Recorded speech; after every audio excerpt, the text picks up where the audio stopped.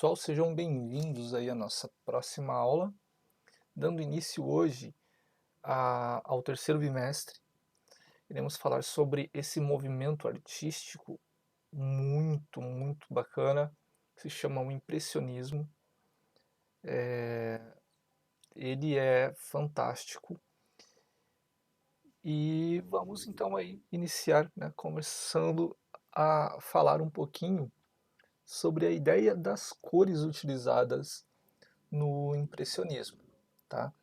Vocês vão notar que o impressionismo ele utiliza muito de cores complementares. O que é isso, cores complementares? Por exemplo, a gente tem um círculo cromático. A gente constrói esse círculo cromático e vai pegar uma cor, fazendo um círculo cromático com 6 cores, tá? Cores primárias e 3 secundárias.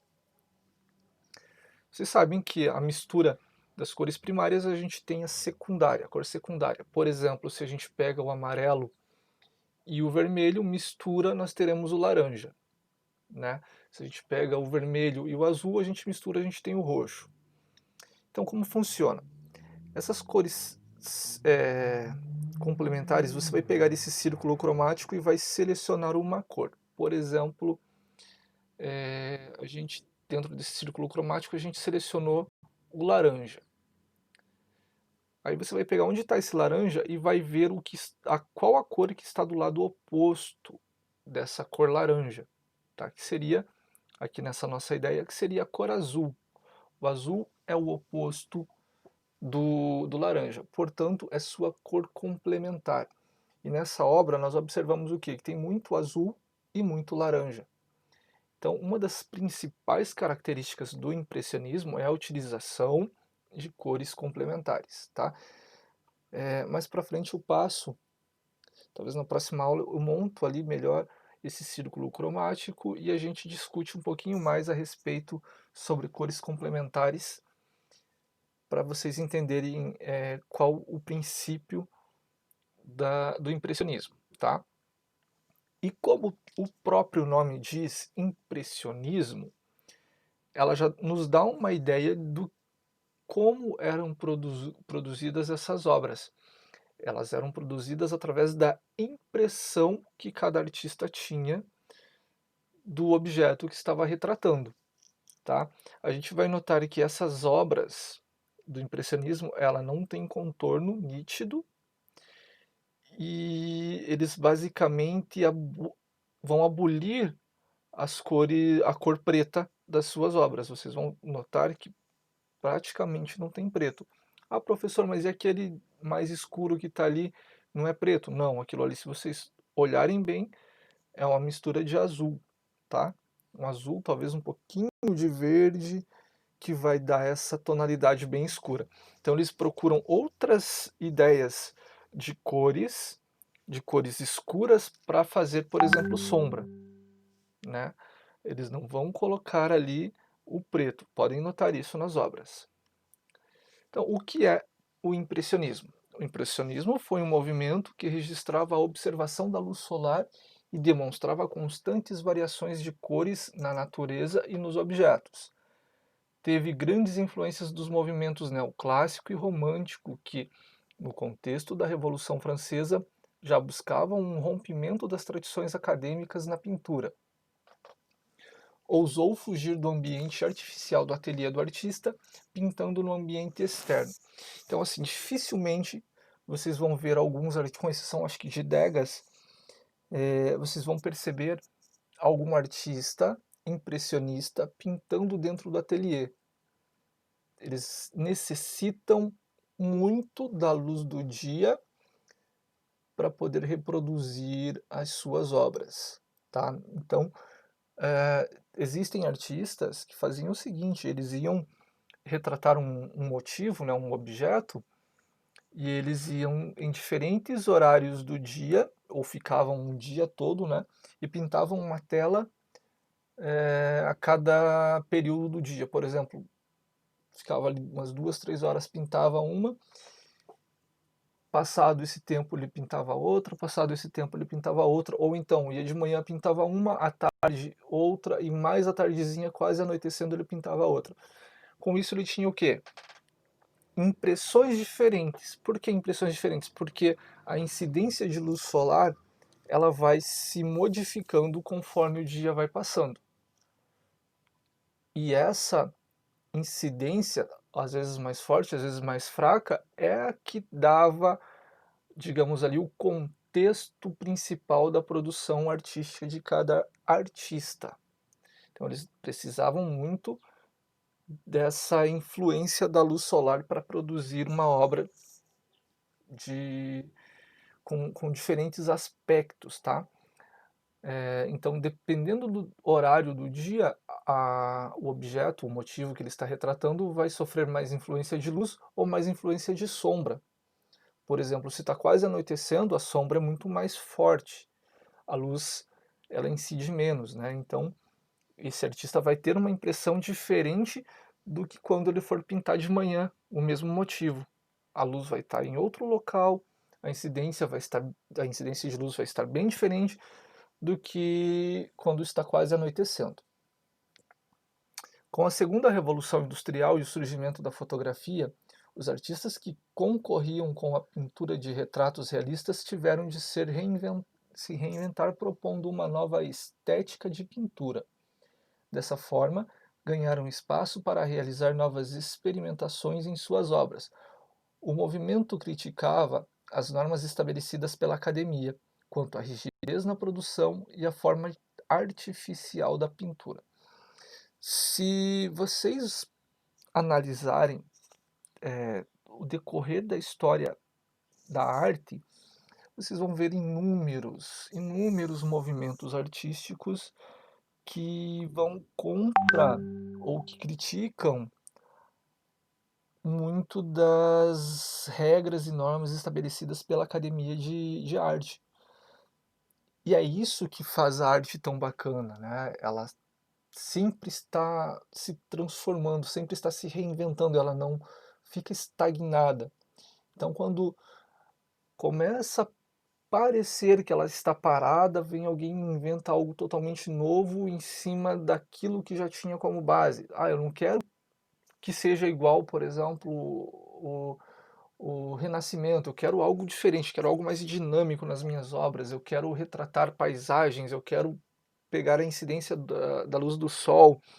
Ah, ou eu não quero nada disso, eu vou criar algo totalmente novo, eu vou pintar só com uma cor, eu vou tentar produzir uma obra debaixo d'água, sei lá. Tem gente que sempre vai estar reinventando a arte, ela nunca vai ficar estagnada, tá? Por mais que pareça estagnada, ela não está. Ela está em constante transformação e movimento. Algumas características do impressionismo. Podem notar aqui, lembrando que lá no comecinho eu já falei que o impressionismo ele não vai utilizar contorno. Então podem ver que não tem contorno nas obras. Nessa obra aqui, por exemplo, não tem contorno, um contorno definido, né? As massas de luz e sombra elas são definidas pelas cores. E lembrando, eles não utilizam preto. Isso que se assemelha ao preto é uma mistura de cores. Tá? Pode ter ali o azul. Eu acho que o azul ultramar era mais ou menos a base de tudo para eles, que é um azul muito intenso, muito escuro. E aí eles misturavam algumas outras cores e iam conseguindo essa diferenciação de cor, deixando a obra escura, né, dando a ideia de sombra, mas sem o preto. Por exemplo, aqui ó, a gente consegue notar que nós temos o azul, nós temos um pouquinho de verde e tem o vermelho também. Isso seria o reflexo do barco aqui, tudo bem, mas a mistura dessas cores ela deixa aquela parte mais escura para dar a ideia de sombra. Olha lá. As características do movimento expressam uma pintura rápida, efêmera, produzida em tempo real, devido ao movimento da luz do sol sobre as cenas que eram pintadas. Então, como eles dependiam dessa luz do sol para fazer a pintura, tudo que eles fossem representar tinha que ser super rápido, pinceladas mais rápidas, e por isso que não dava tempo de ficar fazendo contorninho e tal. Era olhar e ir produzindo pinceladas rápidas, colocando a impressão que eles tinham da cor no mesmo momento que iam produzindo, tá? Obras geralmente eram pintadas ao ar livre. A percepção de diferentes tonalidades de cor devido à presença e movimento da luz do sol. Então, dependendo desse movimento da luz do sol, você vai ter uma percepção de cor diferente. Não apresenta contornos nítidos, como eu já havia explicado. As obras eram pintadas com pinceladas rápidas. Luzes e sombras são apresentadas com cor, principalmente com o uso das cores complementares. Lembram que lá no começo eu também falei a respeito das cores complementares. É o observador que deve formar a imagem a partir daquilo que vê no quadro. As cores se misturavam sobre a tela. A ausência de traços definidos, o uso de muitas tonalidades e a técnica de traçado rápido influenciaram diversos outros artistas e movimentos modernos no início do século XX. O termo impressionismo é fruto da crítica a uma obra de Claude Monet, Impressão, Nascer do Sol, de 1872. Tá, isso a gente vai ver mais para frente o porquê, né, dessa ideia de chamar esse movimento como impressionismo. E aqui nós temos uma obra fantástica do Renoir, que nós conseguimos notar bem essa ideia de pinceladas rápidas, sobreposição de tons e cores complementares. Então, observa bem, veja que essas flores, né, a gente consegue entender que são flores. Se você chega muito perto, não tem essa ideia, mas conforme você vai se distanciando da obra, você vai percebendo que ela começa a ganhar forma. É muito parecido com aquele trabalho da técnica de pontilhismo, sabe? Que são os pontinhos que vão dar a forma ao objeto. É muito parecido com isso. Só que aqui ele vai trabalhar pinceladas rápidas com cores complementares para dar essa ideia de toda a construção. Percebam novamente que não tem contorno nítido e que não tem cor preta. Vejam que a sombra nos arbustos ali próximo às flores, elas são construídas com um azul, uma cor mais escura. E até conforme você vai percebendo esse distanciamento, essa profundidade na obra, você vai vendo que não fica um escurão. Ele vai se dissipando, mas com a mesma cor base que foi aplicado na sombra, né? Ele vai deixando como se fosse uma espécie de névoa até. Percebam lá ao fundo, depois daquela mulher com a sombrinha, vejam o fundo. Parece que as árvores, a sombra, ela tá com uma névoa, ela vai ficando mais clarinha e vai se aprofundando. Pessoal, hoje era mais ou menos isso mesmo, só uma introdução rápida ao que nós vamos ver no nosso conteúdo.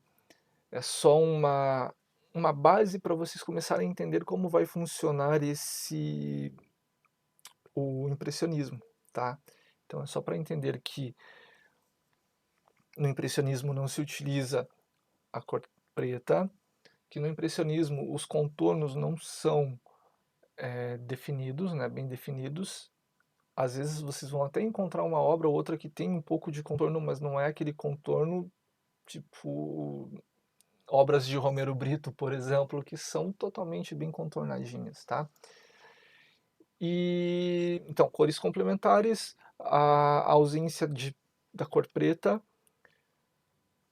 e a impressão atribuída, né, conforme a luz, a incidência da luz do dia conforme ela vai se passando, né, o dia vai se passando, você vai tendo outras noções de como construir a sua obra, vai ter outras noções de cor, e temos também o a ideia de pinceladas rápidas, né. Tem que ser tudo muito rápido, porque o tempo passa rápido. Então, para ele manter a mesma ideia, a mesma tonalidade que ele começou a obra, ele tinha que pintar rápido para poder seguir até o fim, ok? Pessoal, então a introdução de hoje é isso. Na próxima aula nós vamos aprofundar mais ainda o conteúdo e, assim, vão fazendo anotações, dúvidas vão tirando comigo lá no Produção Acadêmica, tá? O vídeo será postado no fórum Produção Acadêmica para discussão e tirar dúvidas a respeito do conteúdo. Ok, pessoal? Grande abraço, até a próxima. Tchau, tchau.